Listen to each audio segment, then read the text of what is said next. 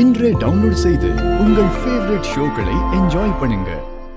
நீயும் என்ன மாதிரி தான் வர்ஷினி. ஆமா அத்தை, சின்ன வயசுல இருந்தே நானும் அக்காவும் அப்படிதான்.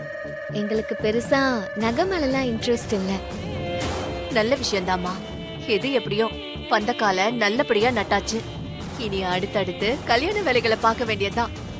உனக்கு சந்தோஷம் தானே?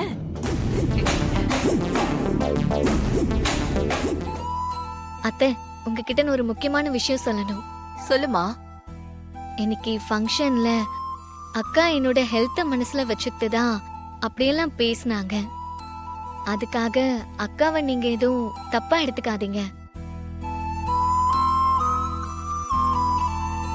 வர்ஷினி, நான் ஒன்னு சொல்ற கேட்டுக்கோ. உன் ஹெல்த் மேல எங்களுக்கும் அக்கறை இருக்குமா.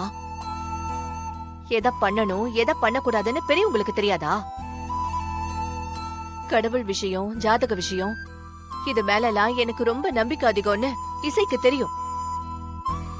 அப்படி தெரிஞ்சும் ஏற்கனவே ஜாதக விஷயத்துல என்ன ஏமாத்தனா, இப்ப பந்தக்கால் விஷயத்துல எது தெத்து பேசுறா?